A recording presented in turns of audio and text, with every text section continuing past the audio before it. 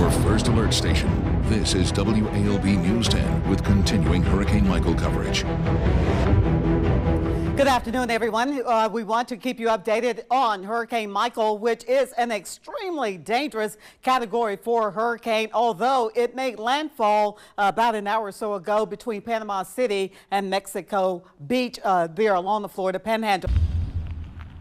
Guys, I mean, as you can clearly see, like she said, I'm in Bainbridge, and we're getting a lot of wind. We're in an overshadow right here. We've got something over our heads, but we're still catching a lot of this wind and rain coming from the sides, and we've had to monitor everything that's been flying around. We've even got some garbage can tops flying around. Doors over there, as you can clearly see, are being opened, and we had a generator blow up about 15 minutes ago down the road. So it is clear that this is a definite situation that nobody needs to be out in if you do not have to be. And it's a very serious matter. Now, like they said, I mean, there's just wind flying all over. There's a bunch of rain.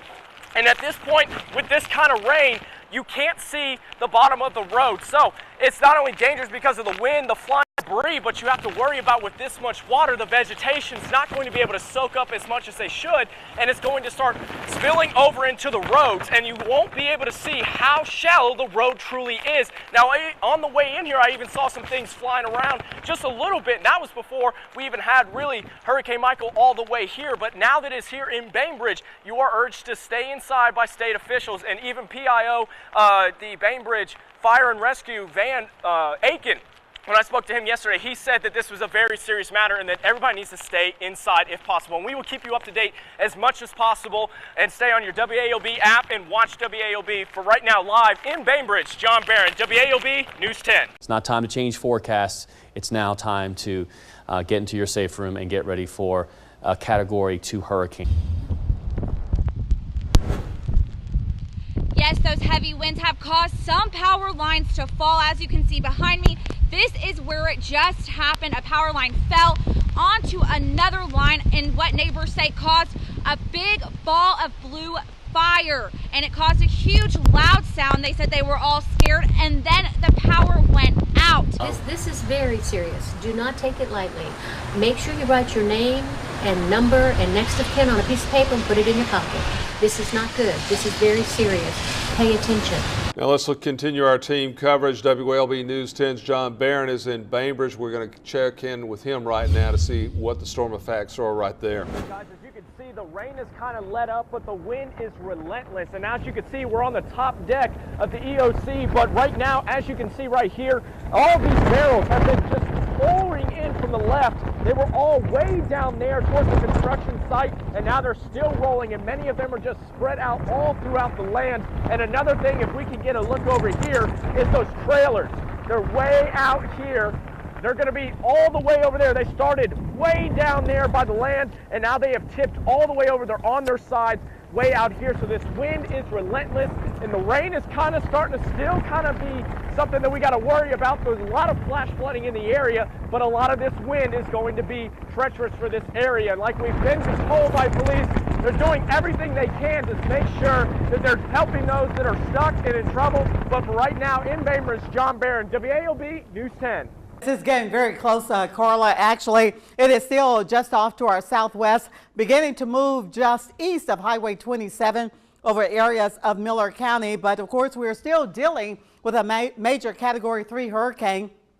Max sustained winds at 115 miles per hour, gusts up to 155 miles per hour. And Michael right now is moving toward the northeast at about 13 miles per hour. So there are no more places to sleep there. If you do, they're still welcoming people in, but you would have to sleep on the floor. So resources are already full. Like I said, again, we're already under that curfew, and we are waiting for the worst of the storm to come and take Thomasville to see what we need to do afterwards. This is downtown Albany, and looking down the streets there, you can see the winds blowing. This is right beside the Mule Barn, right across from the Hilton Garden Inn.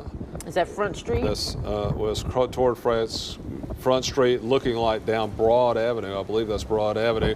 Federal Courthouse just right down that street, and you can see the wind is still howling in downtown Albany as well. And now let's take a look at some video. We understand that our WALB News 10's Grayson Passmore shot some trees and power lines. This is at Dawson Road and Stewart Avenue, I understand, and there are some power lines down there.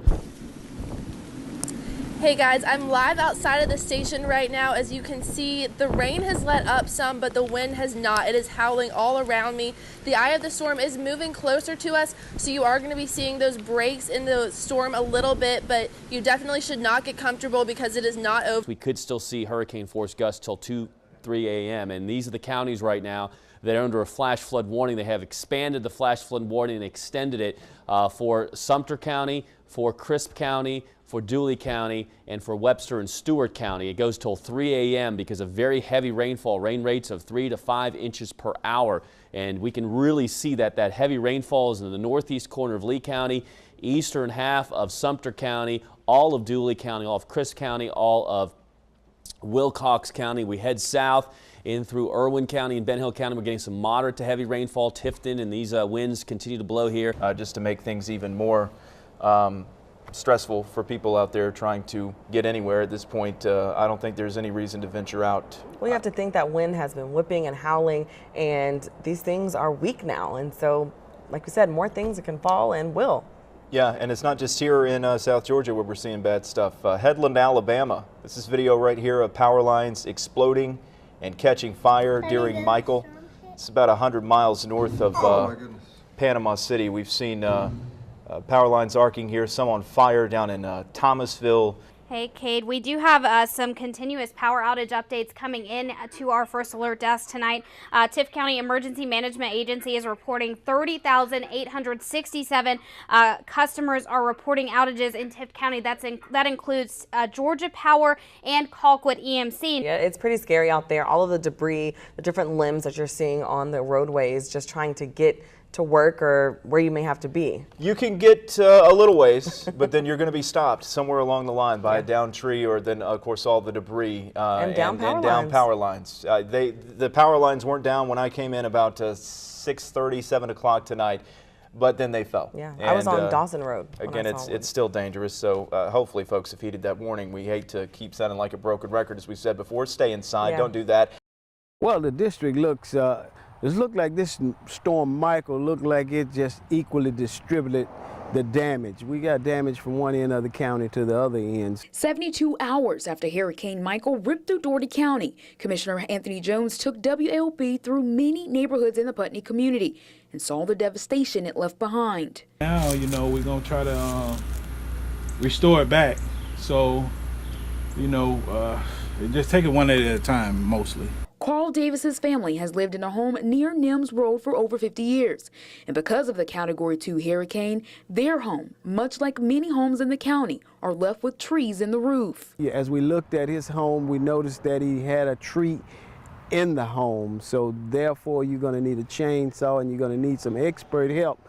And help for everyone in the county whose homes are damaged. He says they can go to the old Kohler plant to receive help. To have those type situations, to go over to the Pine Avenue over there where the organized volunteers are, maybe the chainsaw group or some of those folks over there can come out and help them remove that tree from their property. I'm here at the Dougherty County EOC where County Chairman Chris Cohilas called the storm's damage the worst the county has seen. He says the destruction is widespread and he's asking the state and federal governments for help. City officials are working on moving the trees and limbs off of power lines now, but they are asking that everyone stay off the roads. Crews can't get to the fallen trees and power lines when people are out and blocking the paths. City Manager Sharon Subadan also called this a utilities crisis. City officials say they don't know of anyone who has power without a generator. Crews are coming in from all over to help, but they don't know when the power will be restored. A full unit from the National Guard is coming in to help as well. If you do have a storm-related emergency, call the EOC at 229-483-6226. If it's any other emergency, call 911. Even with the numerous extra crews and linemen, the storm's cleanup will be a long-term process. In Dougherty County, Grayson Passmore, WALB News 10. As we continue to assess the damages here in Worth County, it's hard to overlook what happened here in downtown Sylvester. This right here, a metal roof, what used to be a metal roof now caved in at First Baptist Church. Now, if you look at the front of the church, obviously it's tough to see that there's any damages, but what I'm told is the walkthrough from the educational building over to the fellowship hall is where you can see that roof just caved in right in the middle, and it's a pretty astonishing sight.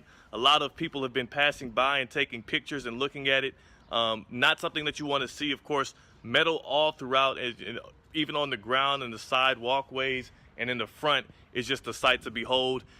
Some damages to kind of repair here at the church, the First Baptist Church here in Worth County. I spoke with a member who said that, obviously this is, the church he goes to. It's a sad sight to see, but he's glad that nobody, to his knowledge, was hurt in what could have been something pretty bad if anybody was in this building or in that walkthrough at the time. For now in Worth County, Theo Dorsey, WALB News 10. Now from WALB News 10, this is an editorial and call to action from Vice President and General Manager Jim Wilcox. It's been nearly a week since Hurricane Michael blew into South Georgia, leaving a path of chaos and devastation. The storm killed more than a dozen people across Florida, Georgia, and several other states, destroying homes, businesses, and livelihoods. Everything I have in them, ID, everything. But I can keep my head up about it. The images of damage and destruction across our communities is heartbreaking. Thousands are still without food and water, even more without power, with no access to internet, TV, or radio. Millions of dollars in pecan, cotton, and other crops have been decimated. And yet the moment tragedy strikes is when the heart of South Georgia shines through. I think we're going to rise out of this and maybe be even a better community than we were. This event will not define who we are, but it will define where we go. No truer words were ever spoken. A big thank you to our first responders and emergency teams who put their own lives on the line in the worst of the conditions to rescue those of us in need and to keep South Georgians safe. Thank you to all the linemen and utility workers who have been working nonstop since last week to get power and water back to our communities. And a thank you to many volunteers who made their own sacrifices after the storm to help out both neighbors and strangers. We owe you all a debt of gratitude. The road to recovery will be long, but we have seen Mother Nature at its worst before. South Georgia will bounce back and we will be stronger for it. This destroyed metal behind me was a carport garage less than a week ago. Now families all over Southwest Georgia are left to clean up the mess Hurricane Michael brought to the region. Whole homes are now completely unlivable after Hurricane Michael swept through Albany. One of your biggest investments is your home, and you want to make sure that it's protected and taken care of. And before you start to move storm debris from your house or car, take pictures. If you have a tree right on top of your house that's blocking you in, or it's okay to move it as long as you're documenting it and taking pictures of it. Stephen Farner, a property adjuster with Georgia Farm Bureau, is working with a team to assess damage at about 4,000 homes in the area. And after his third house of the day, he's seen unthinkable damage. Seen a lot of trees on houses, a lot of them unfortunately through houses, all the way through. But Farner says documenting the damage isn't the only thing homeowners should do. Be wary of who you trust with your repairs. You want to be comfortable with that person. Don't just pick the first person that rolls down the street from wherever. Do your homework on it. Farner warns of people who will try and take advantage of others' vulnerability after a traumatic event like Michael, something another homeowner, Mary Jenkins, knows all too well. They just ask for if they want to help, and you let them help, and then sometimes they do it and then they don't show up. They don't come back and redo the job. Jenkins warns of one important thing when dealing with debris or tree removal companies you may not be familiar with. Yeah, don't give any money at the beginning, but if they do the job and come back, that's okay. Farner says he and other adjusters will work here in Albany and the surrounding communities for as long as they're needed. In Albany, Grayson Passmore, WALB News 10.